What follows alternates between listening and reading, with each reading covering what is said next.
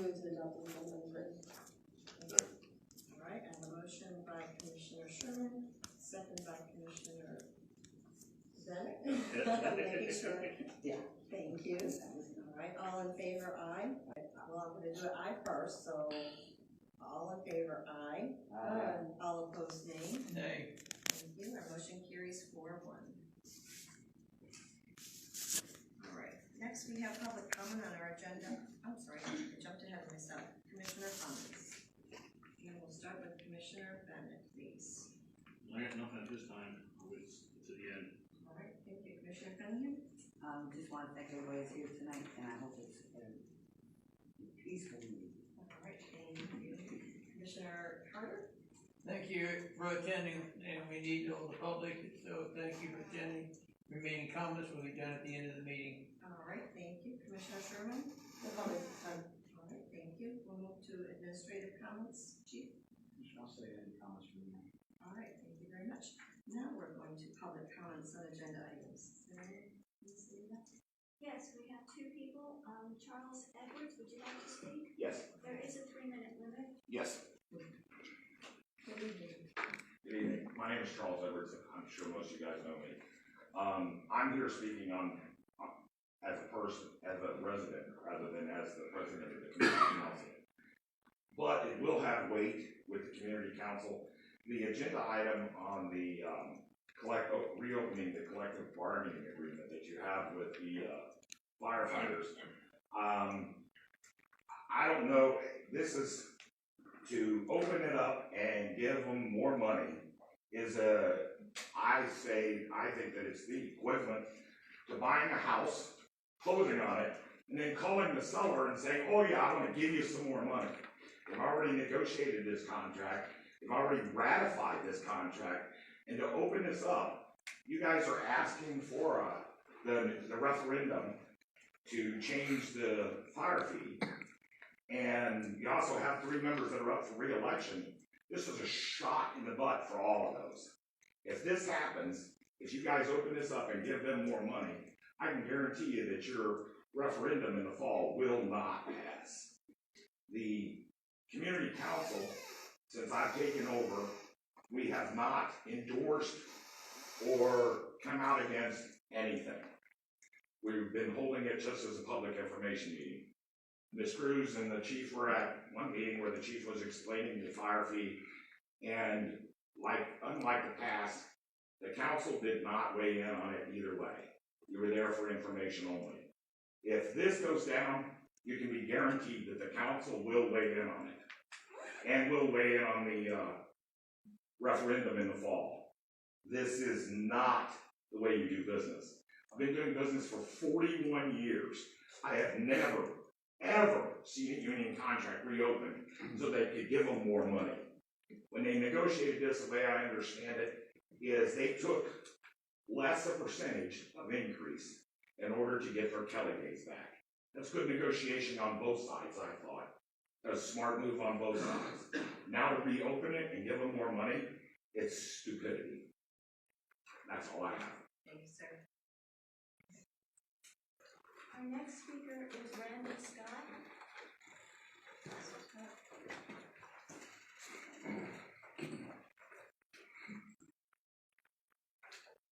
I don't know if you're going to reopen the contract negotiations and give a raise. It sounds to me like it would be a smart move to reopen it and reduce it by 1%, because that would enable you to argue later and be responsible, which I don't think, in my opinion, is enough. So I'm talking about the collective bargaining agreement that you're reopening also.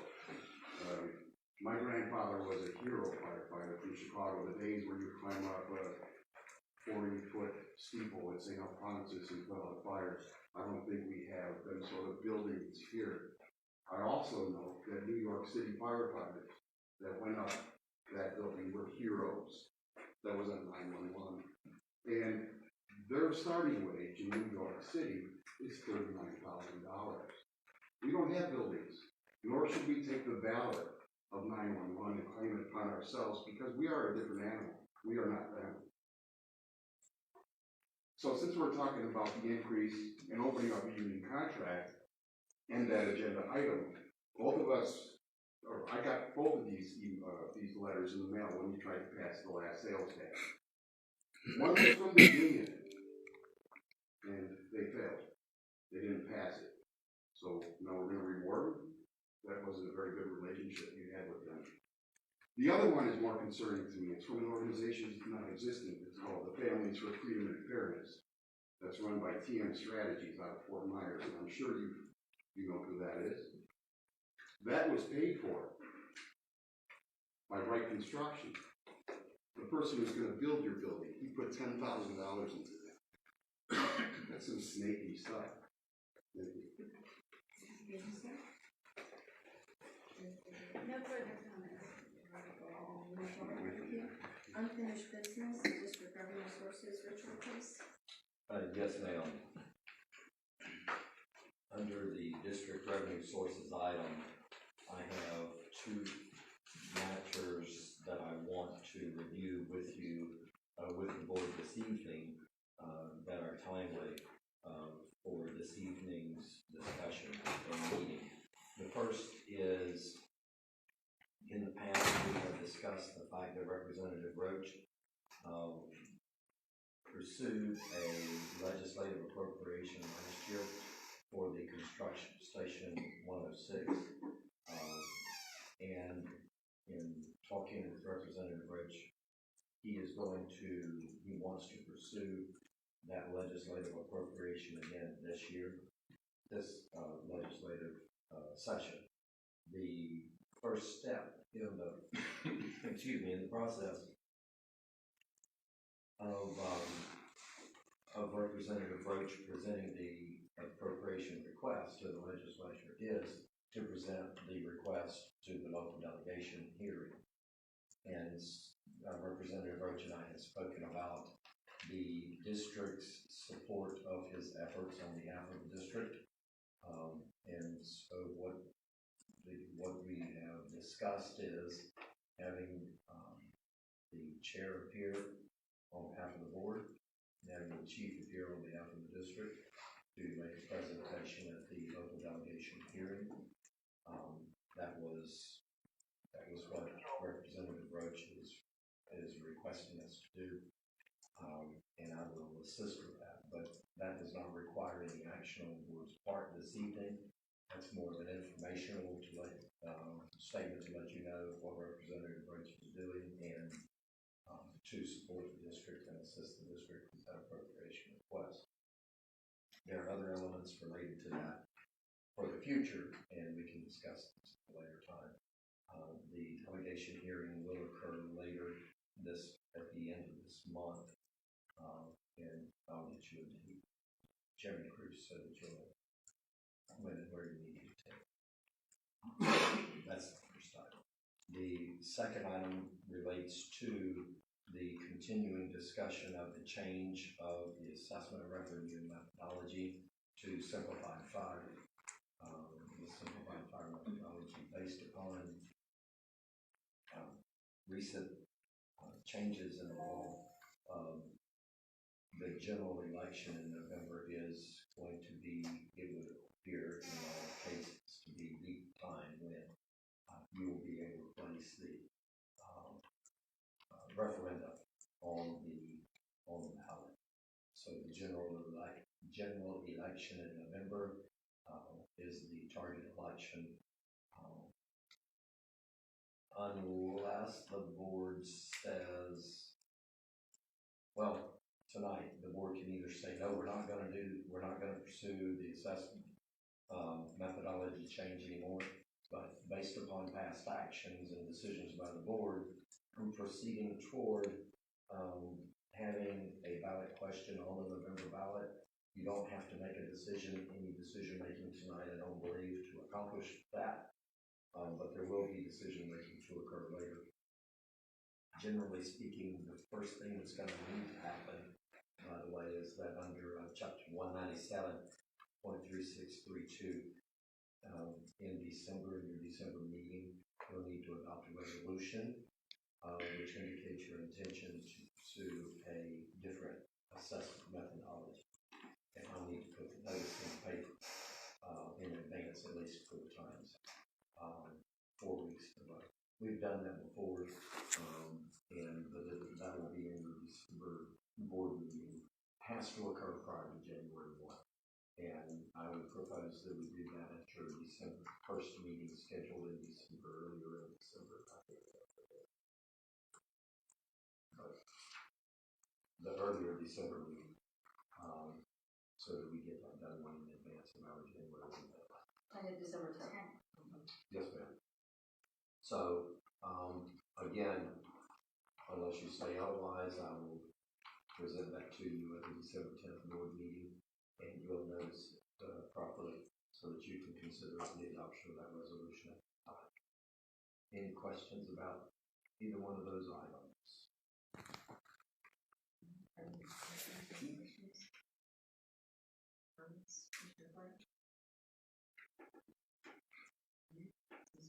Commissioner Carter, yes, Is there any other direction that the board would like to give me on either one of those items at this time, or anything else that you want me to be pursuing? I continue to work with Representative Roach, and he continues to work with Chief as well on the appropriation item, and we continue to work on the assessment methodology change as well. So, I guess my thoughts are that, given the public hearing that we had and the community members that were there with Mr. Lawson, it seemed the direction that the community members there were guiding us to was to revisit this. So I feel that that's what we need to do, my personal opinion.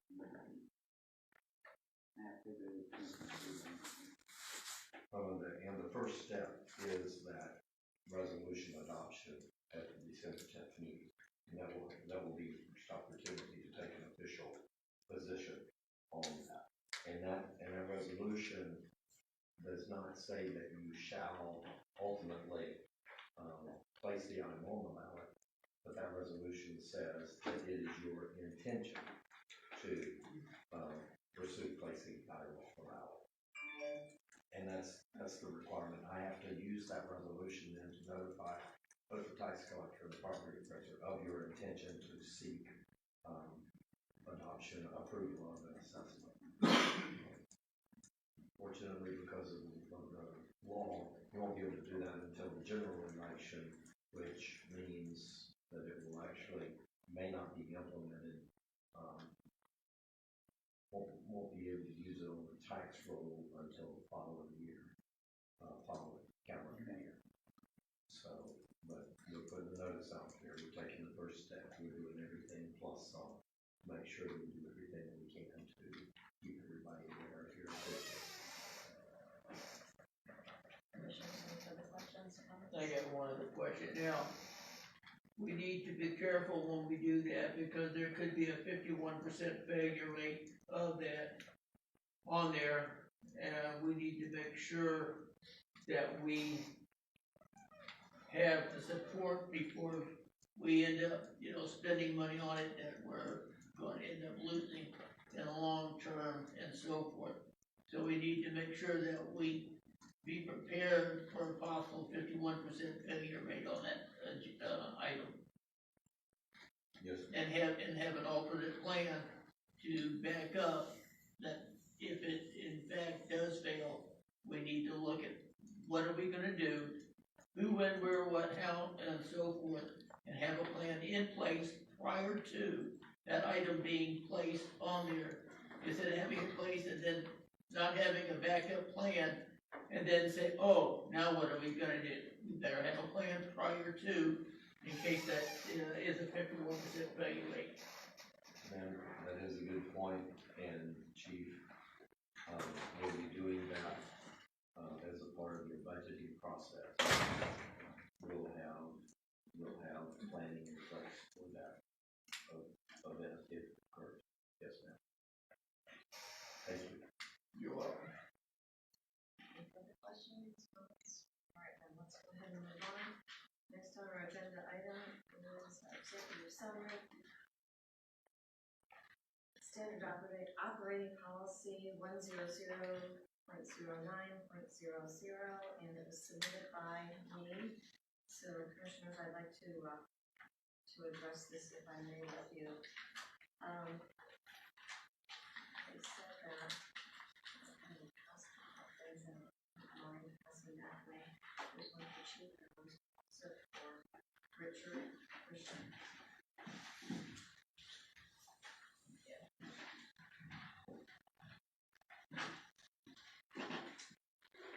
I'd like to share with you how this all kind of came about when we started getting into my head. Chief and I had about a 3-hour conversation a couple of weeks ago, and he did mention this policy to me, and it got me thinking, and I went ahead and some of the things that Chief said kind of stuck with me, and I guess I never thought about things a certain way.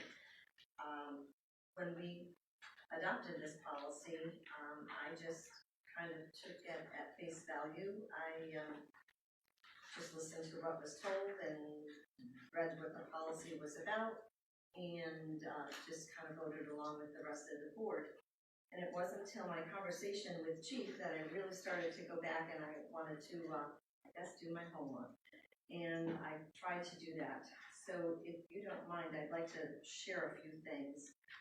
After reviewing our policy that we currently have in place, and it was a policy that we just adopted, actually adopted May 1st, 2018. It was revised a week later, and I cannot tell you why. But anyways, it goes back to May 2018. And after looking at the policy and kind of going through it very, very carefully, I got to thinking that this was a pretty stringent, strict policy.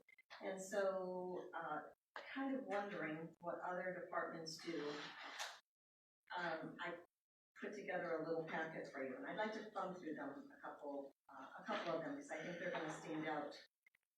Thinking about locally, Chief always talks about what other departments are doing, what other districts are doing in our area, and we seem to be all over the place. In fact, I believe, Chief, you mentioned that how nice it would be to kind of have a commonality as far as some of our policies go. This one really kind of struck home with me. So on the top of your packet is Iona McGregor, and Iona McGregor kind of follows state nepotism laws, the statutes. And they kind of go on to consider like individuals, they're pretty specific, first of all, who they consider to be a relative. So that's pretty spelled out.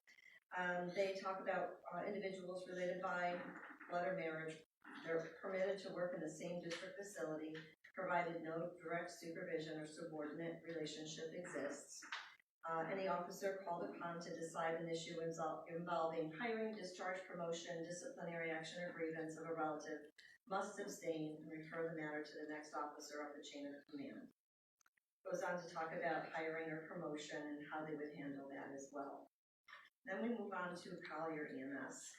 Collier EMS, and I apologize for cutting and pasting and multiple copies, but I wanted to kind of give you a little bit of this and that here and there. So Collier County, they basically say their accommodations shall be made to keep husbands and wives employed by Collier County EMS on the same shift upon request. And then they give consideration to allow employees who work for another local agency to work that same shift. And I think we kind of do that here, that last part. They extend that also to employees who share a close familiar relationship. And they go to South Trail, and we tend to borrow some things from South Trail often. South Trail was interesting as well. They permit the employment of relatives as employees as long as it doesn't, in the district's opinion, create an actual or perceived conflict of interest. It also explains a definition of what their relative is referred to. It states relatives are permitted to work in the same district facilities, provided no direct reporting of supervisory or management exists. They're not permitted to be permanently assigned to work within the chain of command. And they have special consideration for couples that are married in employment. Covers all categories of employment. they refer to equal employment opportunity, and I'd like you to remember this part, which is probably why I circled it or highlighted it. I'm going to come back to this in a little bit. So the equal employment opportunity. If you go to the next page, basically you'll see a summary: South Trail, Collier, Iona, Cape Coral, and again, I don't have documentation from Cape Coral or Greater Naples, but they also allow married couples, they allow family members to work together. And then on the back page, just kind of stretching from Fort Lauderdale too. They have very, very similar pattern here. Perhaps the most compelling, the one that really kind of hit home to me, is something that was put out by FEMA. So that's kind of towards the back, if you're following along. This starts talking about women in firefighting and how it's changed the face of firefighting and fire departments. And it goes on to tell about how fire departments historically have a family atmosphere. They've got that strong family tradition. And I think you'll probably agree with me that, you know, sometimes we have sons that follow fathers into firefighting, and I have that in my own family as well. So it's not untypical for there to be family members within the same fire department, because sometimes they take ownership of that. This particular article talks about women going into the fire service, and it states some figures as far as some of the statistics, percentage of women firefighters. It talks about permanent and long-term relationships, talks about marriages within the fire department. It goes on to talk about how we should maybe be looking at having relationships within the fire department, specifically married couples in the fire department. One of the things that it really struck out to me, and I started on your papers as well, it's in the first column, it's down towards the bottom, and it basically talks about an extreme case where an employee was basically married to another firefighter, and they found cause for dismissal. And it talked about policies being made retroactive, and I would like you to remember that part as well. So it ends up being maybe almost perceived as harassment, and that's the part that's highlighted as well. All right, so there's a perception there of maybe harassment, resulting in unnecessary stress for the employees. Whether it be a dating relationship or, in this case, as mentioned here, marriages. They also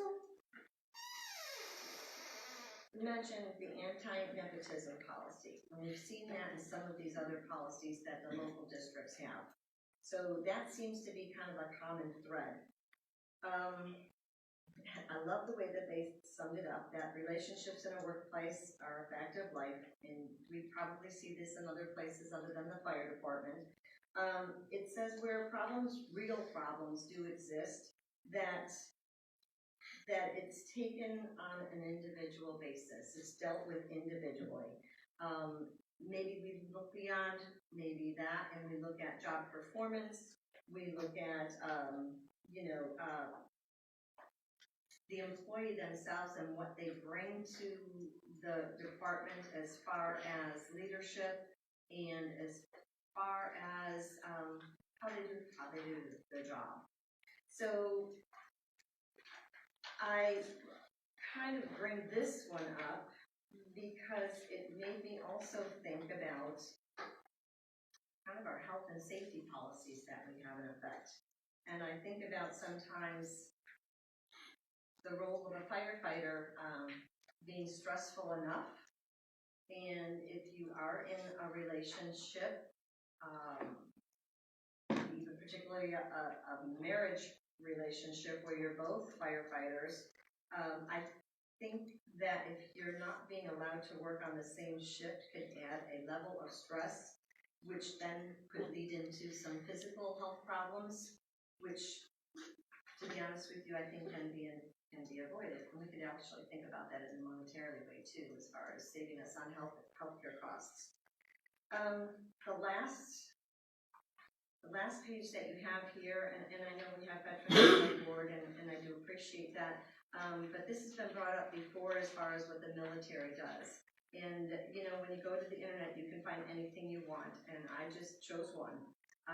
But even the military is looking at relationships in different ways. So you can see I've highlighted some takeaways. Yes, they do often prohibit that within a chain of command. It basically says, well, marriage, and I'm talking specifically about this one right now because I think this is pertinent to us as well, not specifically prohibited. Marriage of two soldiers of different ranks can constitute what they call fraternization if the soldiers' duties are evidence to be compromised by the union. Right, that goes back, in my opinion, that goes back to job performance. Are you doing a job or not? It addresses dating and how they handle dating. It addresses the ranks, and to me, it's kind of pretty cut and dry. So as I was looking at that, and if you remember the part that I asked you to come back to, in our contract, the District 6 contract, and I'm going to talk specifically about 6 because I believe 19, and I don't have the over for 19, but District 6 has two specific articles that kind of stuck out in my opinion. One is Article 5, which talks about prevailing rights, and I'm going to read it. All rights, privileges, and working conditions enjoyed by the employees at the present time, which are not included in this agreement, shall remain in force, unchanged and unaffected in any manner during the term of this agreement, provided the employer shall not be precluded from adopting and revising reasonable work rules with advance notice to and an opportunity for input from the union. Then we have Article 3, which is the discrimination article, and this kind of connects to what we were talking about before. The employer and the union agree that they shall not discriminate against any employee because of race, religion, creed, color, sex, age, marital status, disability, pregnancy, sexual orientation, or national origin. Pursuant to Section 447.3.301 Florida statutes, an employee should not be discriminated against for participating in protected activities in behalf of or membership in the union. Employees shall also not be discriminated against for exercising their right to refrain from engaging in such activities. In speaking with Chief, he mentioned a few things that kind of also stood out in my mind. And I went ahead and I looked at some of our other SOPs, I guess, and SOGs that would kind of cover us. And what I found in looking at SOPs and SOGs, fascinating. There's a lot of sometimes overlap. So one of the things was about vacation, and our Article 15 takes care of vacation. Chief, you kind of confirmed that with me last night. The other one is an SOP, which is titled Discriminatory Workplace Harassment Policy and Compliance Procedures. That's right in here as well. So it's covered should we decide to amend this a little bit. And the other one is an SOG as well, 100.20.00 Employee Disciplinary Action Guideline. And this has the same thing in here. It addresses pretty much a lot of the things that are in the personal and family relationships in the workplace policy. So in looking at that, I'm looking for us to do some adjusting in our policy. In my opinion, because it's covered in so many different ways already in different SOGs, I'm not sure we need a policy.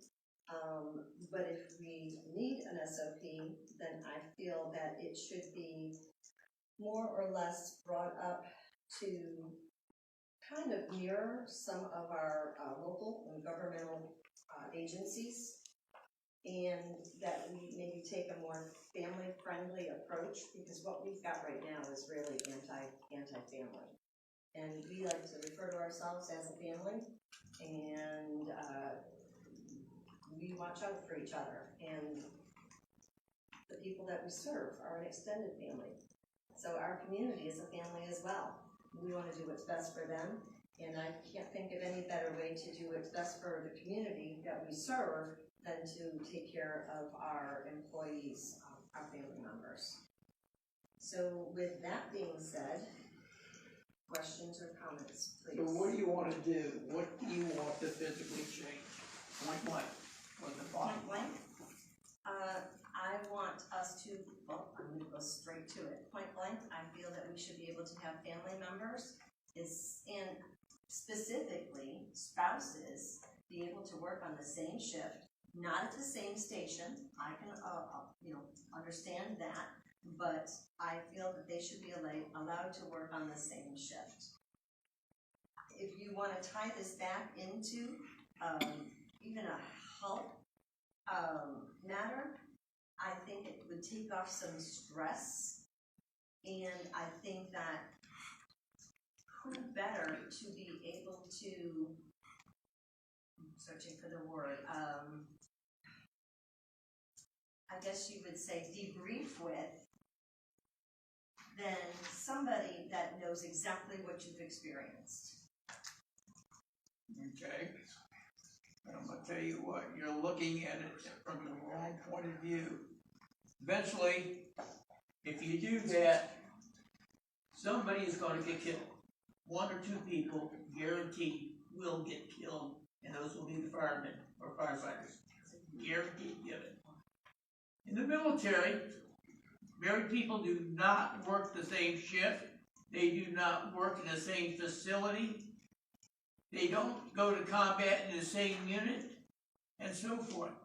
The reason for that is if the spouse gets injured and they're in the same unit, the spouse gets injured or is hurt or whatever, the first thing that they're going to do, the other spouse is going to do, is drop what they're doing, and they're going to go take care of their spouse, forget everything else, and they're going to go take care of their spouse. Now, the other thing too, if you happen to have an argument that night between the two spouses, and they're in the same unit, working everything, then all of a sudden, they come together, somebody's is going to spill over to work, and then somebody is going to get hurt, point blank.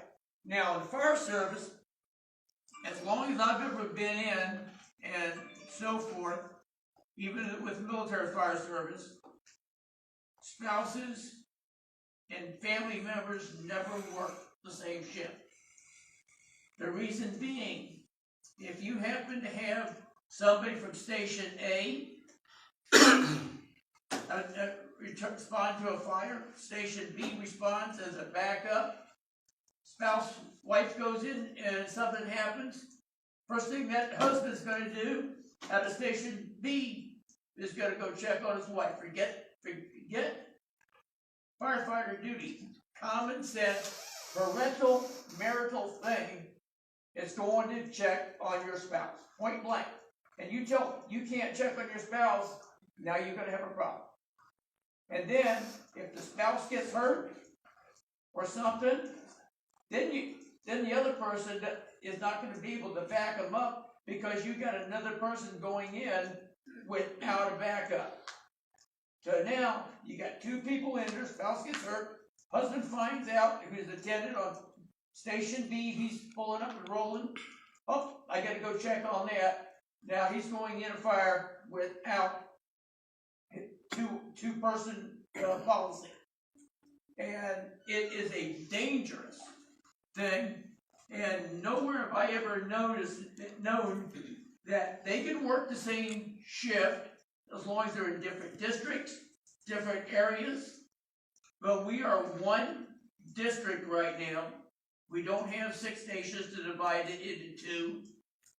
And if we did, then we have District A shift, they can work, District B, work in the same shift, but they do not mingle or meet or correspond to help each other. And I'm telling you, if we do that and open it up, eventually, it's going to get somebody killed, especially on brush fires. Anywhere else that they have to respond, they most are probably mentally think we can do this. But the minute somebody gets hurt, your mind changes, and all of a sudden, you're geared to your spouse. And it's a proven fact. And the safety factor, these chief officers cannot control and tell a husband, oh, you can't go in there because your wife got hurt. I'm gonna disagree with you, Commissioner, but I'll come back to that. Commissioner Sherman, you have any comments? Just a quick question. How long have these policies been on the books in other fire departments? I didn't ask that question, but I'm gonna guess for a long Okay, time. so another question. Any idea how many firefighters have perhaps been lost due to these policies? None that I'm aware of either. And I'm assuming that these policies probably been on the books for almost as long as those departments have been in effect. I would assume. So I will respectfully disagree as well, Commissioner Carter. I don't see that as an immediate liability to this department, as I would the added stress of not being allowed to have that person to debrief with, to talk to console with, what have you, not to mention just to have a relationship with. That to me poses a much more likely liability to this department through whether it's considered perceived discrimination, perceived harassment, perceived stress, and therefore PTSD. Any number of those three things, to me, would be a much higher likelihood of a liability towards this department, as opposed to what you're describing, based on the fact that these policies have probably been in place for many, many years, and fortunately, we have not experienced that. That's my only comment. Okay, I'm gonna come this way. I got a couple of things. One, I'm gonna start with one, then I'm gonna get into what I'm gonna say. When I started out the fire service, it was the old school, the old boy never. Alright? Then what they had is, in my station, they couldn't work in the same shift. One of the reasons was, for years, we were rotating, they were gonna be in the same station. So that's when it went. Then, one of the things that I brought up with consulting with you, I got told this afternoon by Chris. He goes, remember when she lost a kid? She was on a different department, it was a volume department, but it's the same thing. She was on it, she called me, I was at work with the paid department. But the next day I was off. But she come on, she took it real bad. She needed me there, and I could be there. It wasn't good for me talking to the phone, because I can't comfort her. I'm just talking on the phone. And then what happens then, what happens if the phones go up? I gotta go on the call. But that's where it's beneficial to be there. Now, one thing I know they were talking about would be in the 2 battalions. Right? I know how when they wanted to get 2 battalions, they wouldn't work directly with it. But if I understood it right, it was going to be 103, 104, and attempted 106 if they went through. But how many times does station 102 and 104 go? They're close, so now we got to separate them. And the big thing here in Lehigh, everybody knows, sometimes where I live, I'm in 102's district, I've seen engine 103 coming down Alabama, or truck 104, or 101. 101 came to my neighborhood a couple weeks ago. So that part, this is, we all know Lehigh, they get busy and they're going out and about. And one of the things I like to one of these things, when we just passed it out, is on a regular basis, that person, I've seen this in other departments, they've had family members there, but they just have to readjust it. If there's a disciplinary action, it goes. So if it's a BC, move up BC, move up lieutenant, or whatever, you just go, it says where, I don't know if it was my own, is the South Trail, one or two, it just goes up, the next one, the chain of command, or go louder. So that part, I just think it's beneficial, and it does have some ramifications, and some of the things, you gotta get the 2019s. And I admit, I came up in the old school, the old boy network, but we're not in that anymore. And I agree with it, and the thing I'm saying is, when I was married, I had people like went to grammar school with, I was in the fire department with. I knew them one, I knew my wife. So it's like gonna say, it does happen, but if you're gonna be with a professional, and I know a lot of the firefighters here, well, not a lot of them, they all are, when they're gonna go in, if they have a family member down in that house, I don't think an officer or that move up lieutenant, move up engineer is gonna go running in. If that person's still hurt inside, they're gonna check with command, and they're gonna want their military people on their rig to come in with them, but if they're still down, that person needs to get help getting out. So by going in alone, he's gonna wanna bring the people in with him. So. Thank you, Commissioner Bennett. Commissioner Cunningham, thoughts? Part of what Commissioner Carter said is true about the military. I spent 28 years in the military. I have seen directly what happens when you have two family members in the same unit and one gets hurt. Chances are, they might do the professional thing and get permission to leave. Human nature says, ain't happening. It's not happening. I have seen it personally. Our policy allows them to work the same shift, they just can't be in the same division, battalion, or house. And I don't have a problem with them working the same shift as long as there's that divide. Because not every call is going to take every station. It's not going to do that. Granted, we may have another Ann Street. That might happen. But on that note, Chief's son is in another fire department. He's going to be out there if we've got more than one fire department or district responding.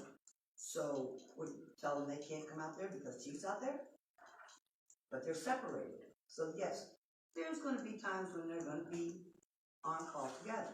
It's not as regular as it would be if they were in the same house, division, or battalion. I understand the stresses of being separated from your spouse during work days.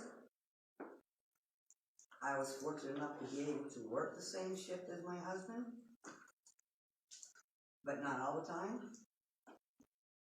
Like I said, I've seen directly what happens when they're both in the same house. And the argument about an argument the night before, that's very true because it happened to me and my husband. We had an argument the night before, come to work the next day, we're in two separate units. He came and said something to me about something totally unrelated, and I just went off. Wasn't professional, but hey, I was still mad at him from the night before. So that was not good. I think our policy is fair just the way it is. Should in the future we get a Station 6 or the other stations that we need, then the chances of them being on the same shift are even better. And I don't have a problem with that. Like I said, not in the same house, not in the same division, not in the same battalion. I don't have a problem being on the same shift, just not So, hand in hand. can I clarify something? Sure. You just said you don't have a problem with them being on the same shift. Correct. Okay, but not this chain of command. Not in the same house, division, or battalion. Okay. I just want to kind of follow up on a couple of things that Commissioner Carter, you had mentioned. You spoke about, and I know Chief has mentioned this many times before, when we have maybe more stations and we kind of split the district and we have two different battalions. In my mind's eye, that's going to be at least a couple of years down the road. And if you look at places like Cape Coral, and I want to say maybe they have like, Chief, you're better than me, like 12 stations. They have two battalions. But we really have to think about us, if we get a Station 6, are we going to have two battalions at a Station 6? And a Station 6, even you know, if we get the support that we are looking for down the road, we're still probably looking at least 2 years out. You also brought up, I think you did anyways, about past, I'm gonna say it, past practices. I know where we've had brothers work on the same shift before, and I know we've had brothers-in-laws work on the same shift before, and to my knowledge, there was never any problems. You also brought up the Ann fire. This kind of connects to you as well, Commissioner Carter, because you had mentioned about, you know, we have a big fire, and you know, it's a spouse situation. One spouse is going to jump to the aid of another spouse, and I can tell you that I'm aware of Fort Myers Fire Department giving a special, I want to say, recognition to one of our firefighters who happens to be a female firefighter who, as I heard the story, was actually on the engine by herself, not on the engine, excuse me, but taking care of putting out a fire by herself, as maybe her husband and another person, employee, drove by to handle a different area. And Fort Myers Fire Department happened to be in here providing mutual aid, and actually recognized that employee of ours for more or less going above and beyond that day. So I think all of the what ifs could be covered in here. I think we have to kind of weigh the odds. Yes, I think about, you know, the accident issue, if you will, but at the same time, I'm weighing the odds. And to be quite honest with you, an accident could happen during training. So I mean, I think we have to kind of narrow in and do what's best for our employees right now. With so many other departments that are local departments having something like this, I just think that we need to be a little bit more family friendly when we do that. With that being said, Well, we are family friendly, but the point is, if one of them moves up to battalion chief, that means one of them is gonna be over the other one. you're right. And policy says, one cannot be over the other in the leadership position. They can't be over any type of command structure. Even if one is a engineer or a lieutenant on one truck, and he happens to pull up to the scene, the spouse is on another truck, and something happens, and that lieutenant has delegation, oh, I need you to go do this. Well, do I really need to put my wife to go in, or I'm gonna put somebody else to go in? They're not gonna think professional. Point blank, you know, the brain tells you that spouses stick together and they'll protect each other and throw out the professional rules at times. They do it in combat. They do it in other areas, and I, for one, would rather see it stick the way it is until we get a 6th station, go to 2 battalions, and then that way they can work the same shift on 2 different battalions. But if you start doing it now, you're gonna open a can of worms, and it is gonna be, if somebody gets hurt or injured or whatever, I'm gonna come back and tell you, I told you so. And it is, you know, because I'm telling you, it's not the way it's supposed to be, and we're opening a can of liability and a can of worms by doing it. So I'm gonna vote no on it for any changes. And I do respect your opinion, and we would obviously be building in chain of command as well. At this time, I'm gonna go ahead and make a motion. I would like to direct Chief to revisit this policy and make modifications and revisions to put us more in line with what other local government agencies are doing. I would like to mirror some of the policies that are here, and to bring that back to the board ASAP so that we can take a closer look at that and move forward. Just a quick comment, Commissioner Cruz. I honestly, looking through this, and I'm looking at underneath the guidelines and complaint procedure, I think it's section D, number 2. striking that would pretty much solve the situation, I believe, but, to what you're trying to accomplish, because anything that would come from any other parts of this are all covered, as you mentioned, in the SOGs, which cover discrimination and harassment.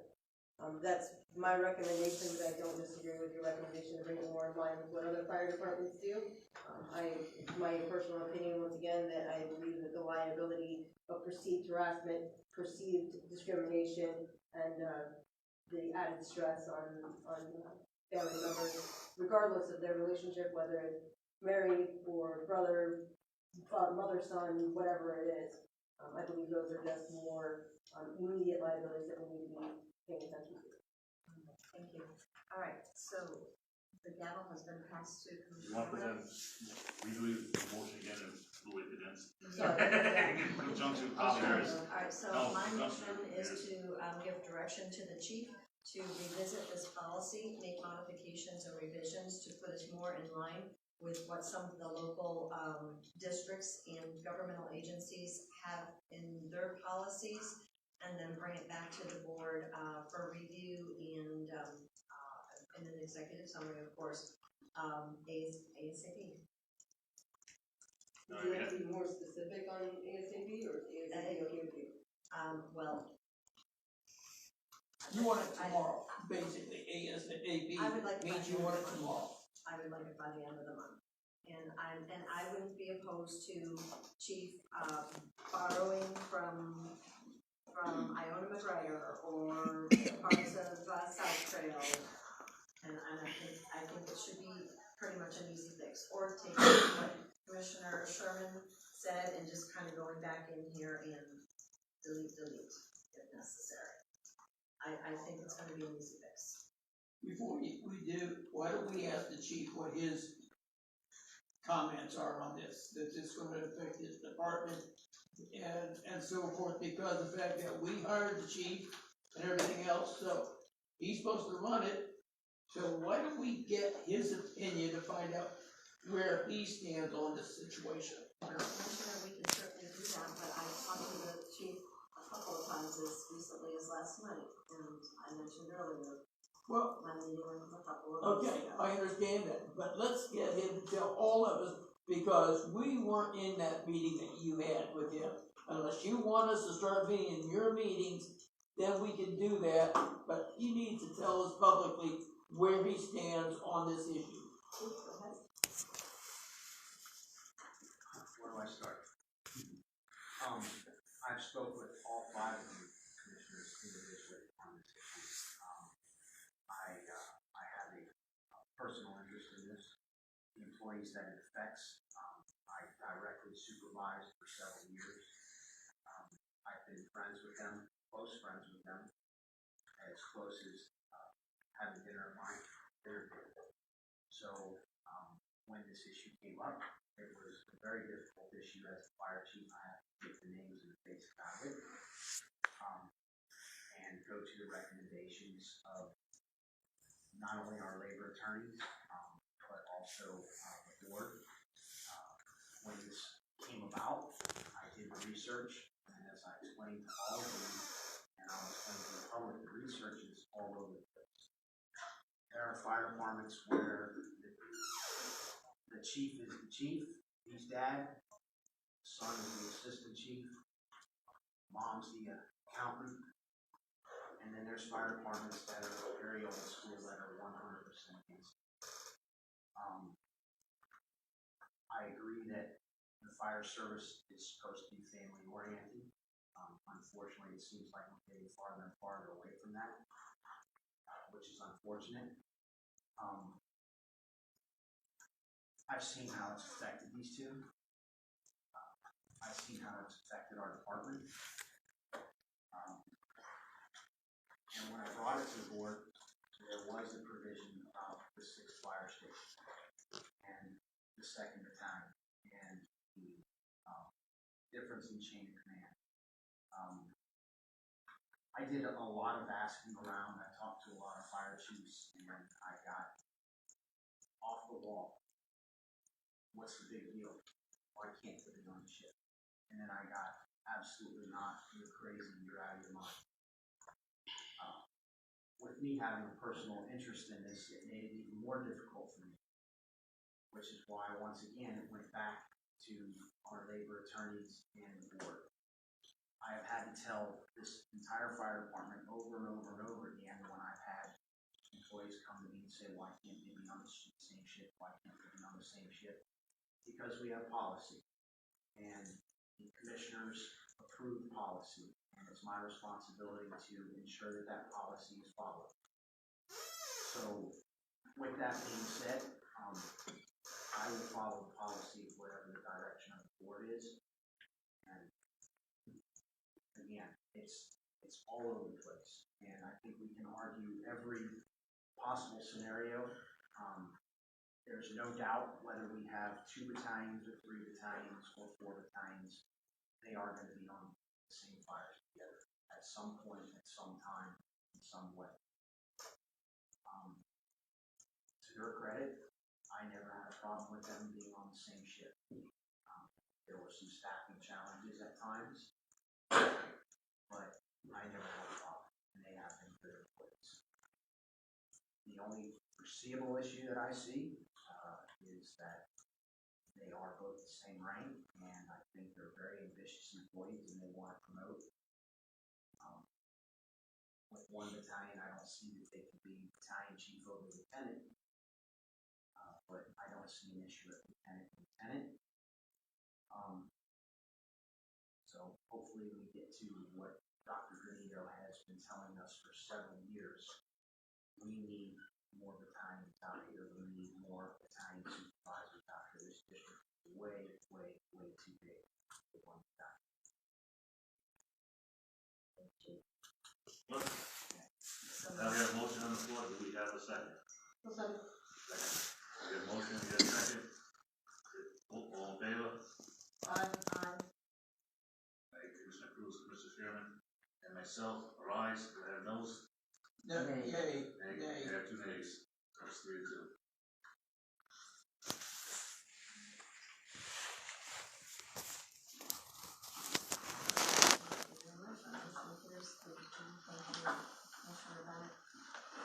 Moving on with our agenda.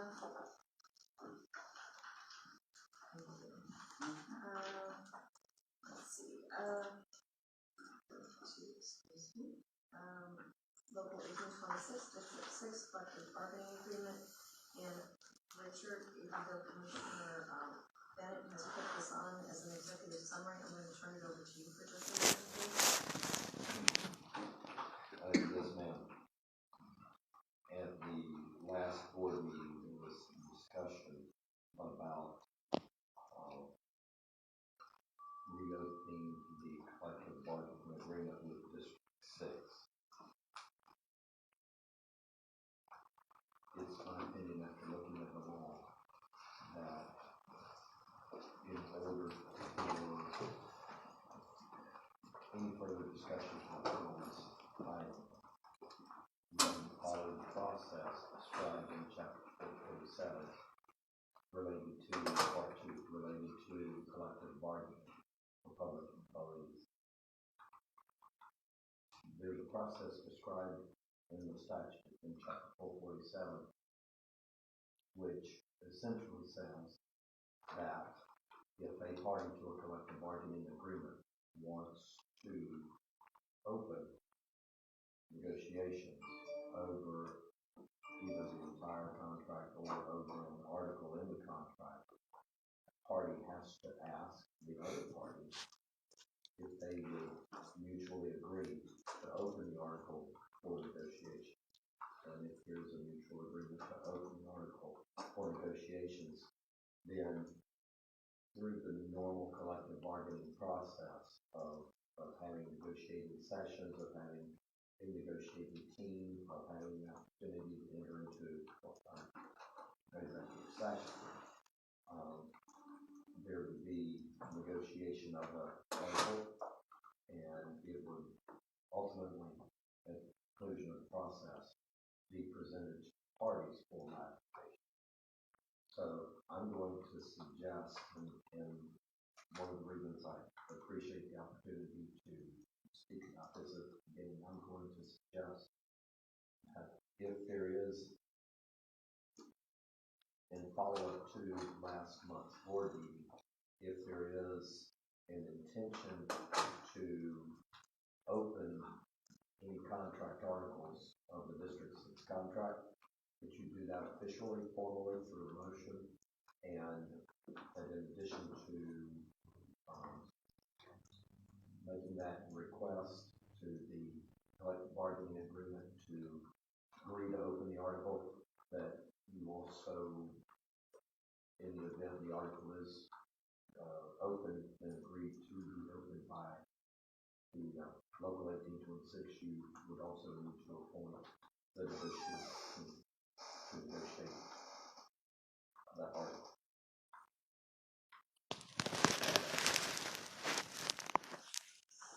So what I hear you saying is that you don't put the cart before the horse, that if we break this down into steps because we don't know which ways. And the normal, we break it down into the normal steps. And the normal first step would be a motion to Direction to the chief. local 1826 to open the article and collective bargaining agreement. Okay. All right. You need to follow the point is, you need to follow what's described in the statute. That's Okay. And you said also to determine a bargaining team? to appoint the negotiating. So normally, whenever you have collective bargaining that is going to occur, you appoint the negotiating team. By law, that's required so that the negotiating team can meet with the board in executive session to discuss the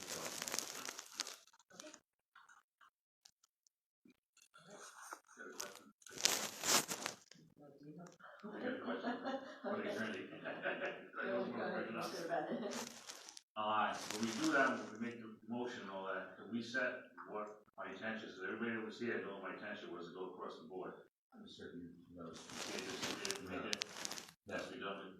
And the whole purpose of the process is to have negotiations, arm's length negotiations occur.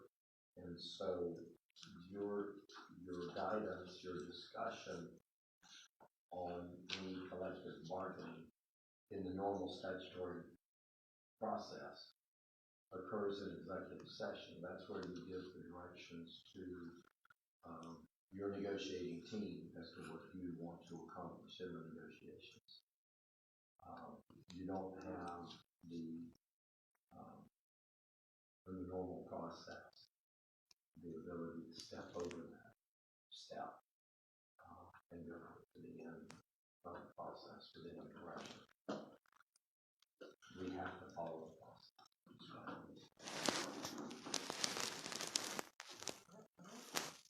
I mean, it's pretty cut and dry down.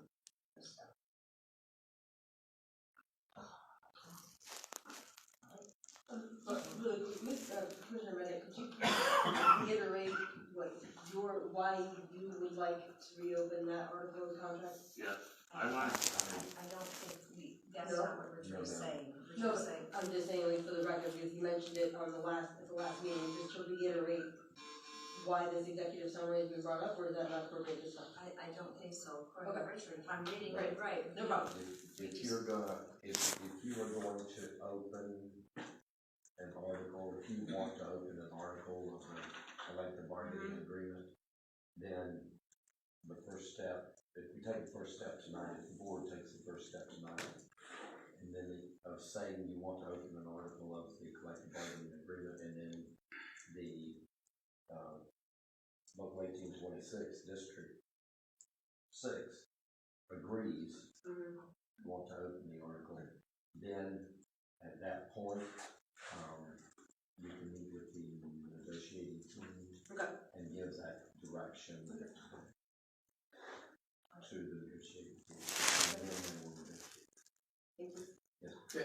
question.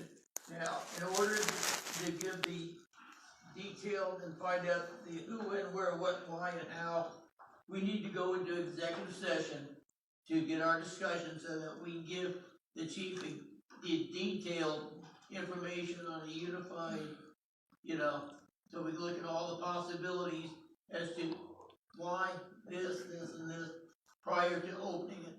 So we should go into executive session and look at this at the same time. But we're not there yet. Yeah, but before we even give direction, we need to, because as we go through it and we discuss it in executive session, then we may not want to open it. But unless we're gonna discuss it publicly as to doing that, we need to be able to, 5 of us, along with the chief, and the people, and the other people, to discuss why we wanna open it and give the direction to the chief, instead, just go ahead and open it. So That is not an answer for me. Oh, The direction to the chief tonight is not to negotiate. The direction to the chief tonight is to ask Local 1826 District 6 if they will mutually agree to open the wages article for negotiations. That's the direction to the chief. And if Local 1826 District 6 agrees to also open the wages article, then the negotiating team will meet with the board to receive direction from the board as to what you want to negotiate. Those are the steps under the statute. okay.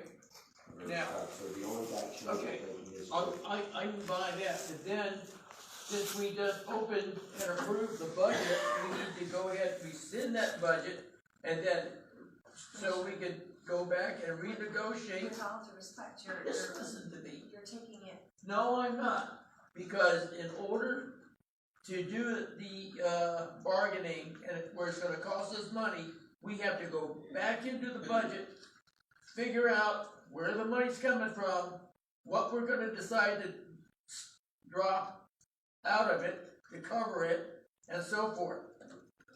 I don't feel like pulling money out of the reserve just because we have it. And people say, oh, we'll get it in the future, it'll come in. Well, I'm sorry about that. We can't do that. We need to have a plan in order to do that. So if we're going to negotiate to do an increase or whatever the case may be, I want to know in the budget where the heck that money's coming from and how we're going to replace it, because we're going to have to modify the budget before we approve the negotiation. The budget's going to have to be modified, because I'm not going to negotiate for an increase and where we haven't even touched it, the budget, and so forth. That's just like, oh, let's do it because we want to do it, and I think maybe, the good fairy's gonna drop us a lucky ball and we'll get a couple $1 million. That ain't gonna happen. Yes, ma'am, and all of that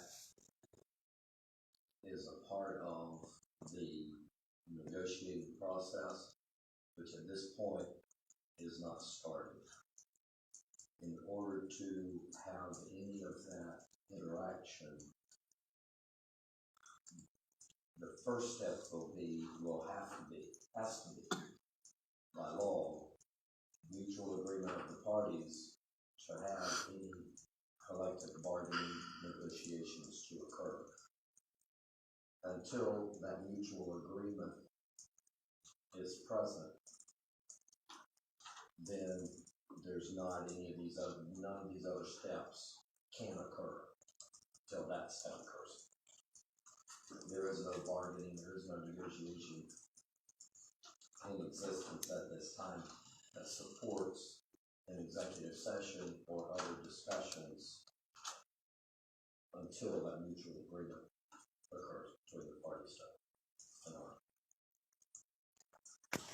Well, you know, with the letter that we received from the, sixth chapter, where is it at here? Let me open it up here. From the, local 1826, you know, saying that, they waived their right to accept and let them know how to proceed, that they will, have already approved. So it's already said that they will waive and they'll open the, title. And in regarding to that, it states from the, 1826, the understanding the Board of the Commissioners would like to, now, with that being said, Commissioner, I'm gonna. Yeah, I'm good. No, I'm gonna. You go let ahead- me no, finish. I'm gonna go ahead and stop you right now. fine, I'm walking out here. Thank you. You want to run a scam and I'm not everything scamming else? anyone, I'm following the advice of our I attorney. want to We're make doing my one step statements. at a time. Look, You've got 1 minute. when the board had it on 1826, said commissioners, they need to list it by name, because I did not vote to open this thing as it was last week, last month. They listed all of us, and hey, I was not party to that opening of it for the letter. They need to go back in and change it by name, which is the 3 commissioners that wanted it by name, and I am not included as to wanting this article open, point blank. I'm not exactly sure what you're referring to, but that. You got the same letter that I got. My name should not be on there as approval of it. I don't sanction that opening. So I'm. Commissioner Carter, if I may, Madam Chair, if I may, Commissioner Carter. There is only one process I can use to negotiate any change, any pay change, any wage change, any change to the agreement at all can only be brought about through normal collective bargaining process. I understand that. I don't So- agree, like having my name, thinking that I agreed to open this thing in the letter Okay, from 1826. and as far, Because that I did not agree to do. yes, and as far as I am concerned, that letter has no impact, no effect, because you cannot do that process. The only way that you can have any change to the collective bargaining agreement to occur at all is if both parties agree to open an article. That's what I'm saying. That's I the understand only that. way, I've been and around so you- here long enough to know both Yes, so articles. that's the only way to do it, and that's, what I'm trying to do is say, that's the only way. Anything else is irrelevant. Well, And you know, I'm not gonna, that any other suggestion, you just can't work with this. There's only one way to do it. That's well, my point. you know, That's we the way. brought up tonight earlier about the special assessment, or, you know, for the fire, and now we brought this up. You know, we basically killed ourselves or shot ourselves in the foot if this comes up, and we still want to go with the other. And, you know, this is not the time to even discuss this, because Simplified Fire has not been approved. We don't have the money for it. And, you know, and that's what I said, we have 51% chance that it either one way or the other, and we're trying to open this business up prior to, Thank you you, know, Commissioner Carter, I appreciate it's your comments. wrong. All right, I'm gonna go ahead and make the motion, I pass the gavel to Commissioner Bennett.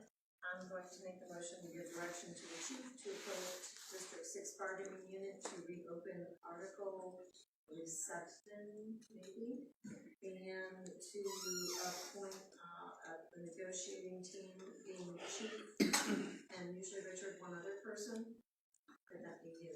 No, ma'am, it's actually normally multiple people. Multiple people? Yes, ma'am. Okay. Chief, My recommendation is that is the direction that the board is giving, we already have. Okay. And but so we need to name. We need to name them. Yes, we need Okay. to name that team, please, sir.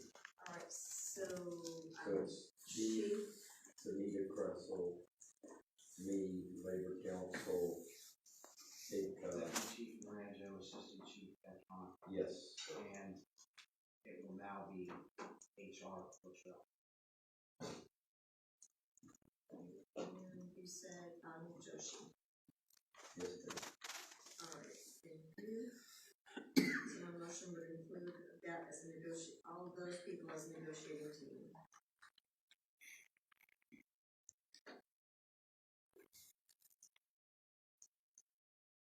Okay, you're not gonna ring. Yeah, I'm sorry. No problem. All right, you got a motion on the floor, do we have a second? I'll second. All right, we got a motion and a second, we have, all in favor, say aye. Aye. Aye, nays? Nay. All right, votes 3-2 on the ayes. Alright, and you don't mind Commissioner passing the gavel back over. I don't think like that long. And I'm following Richard's direction on that as far as that is the first step. And, you know, I just gotta say, we've had thoughts tonight, you never know which way things will go. And that'll give us an opportunity to sort things out at the appropriate time. Alright, let's go ahead and move forward. Public comment on non-agenda items. None. Alright, thank you very much. Administrative closing remarks, we're forgetting commissioners somewhere in here, so I'm gonna go ahead and Commissioner Bennett. Okay, just wanna thank everybody that showed up tonight, firefighters, the public, all the board and admin doing a good job. I guess we have someone, we're gonna be busy with deputy left. Once I know that you guys being busy out there, all I do is I see, nothing else the other stations, but I just see 1 or 2 a lot. That close to me. And I always have the bad calls out there, so. Thanks for the work, everybody. Commissioner Cummings. Thank you for those of you who stayed. I wanna thank the district for all that they do. I know they've been very, very busy lately. Just be safe out there, please. And be mindful that we still have no rain coming. That's it. Commissioner Carter. Okay, I want to thank the public for showing up, but I also want to thank the chief for his outstanding job and Rita and everybody else.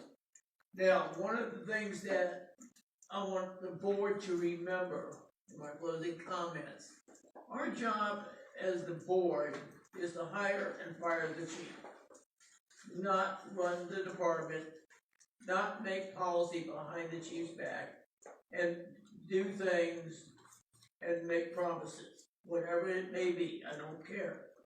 But the point is, anything that we want done, we go to the chief. The chief does it, he makes his recommendations, he brings them to us, and we are to use those merits to approve them. We cannot overturn the chief because of the fact that what he is doing, we are not in his shoes to run this department. And I feel like we are now starting to overstep his toes, and I feel like we need to get back to what this board is supposed to do. Look at the policies he gives with the recommendation of the staff, follow those policies, approve them, and follow his recommendations. Thank you, and you're doing a great job, Chief, thank you. I'm actually not gonna make any comments. Alright, thank you. I would like to thank everyone for coming out today, tonight, and I appreciate you being here, Commissioner Porter. There's 3 things that are ingrained into my head, and I feel as though these are the focus of the board. And as Richard will share with you, because he's said them to me so many times, the role of the board is to hire the chief, to set policy, and to watch over the budget. So I feel that this board does a good job of doing that. I want to thank everyone that's here tonight. As far as staff goes, I appreciate all that you do. Thank the men and women on the floor. Appreciate what they do on a daily basis, as well as everyone here on a daily basis. I know how hard you're working And I know that you are, looking out for the community and the best interests of our community. We still have a lot of challenges to go, but I just think that we're kind of taking them off one at a time, doing the best that we can do with what we've got, which is all that anyone can really ask of us. Chief, I'm gonna turn it over to you for a comments, please. I also want to thank the public. It's nice to see a full room with interest in what the district is doing. I thank the board for the decisions that you make, and I especially want to thank all of my staff. I want to make a comment that a lot of my firefighters get in the crossfire all the time, and it's unfortunate that many times they get affected by false information, inaccurate information, and many of them have no idea what I'm even talking about. But it's very unfortunate that people don't put out the correct information. And I put this out to the public again. I will sit and meet with any one of you any day, anytime you call me. I will take you around this district. I will show you what I'm dealing with, and I'll show you why we need what we need. I do thank my staff for everything they do. Chief, with that, I'll entertain a motion to adjourn. Second. Motion on the floor by Commissioner Bennett, seconded by Commissioner Cunningham. All in favor, aye.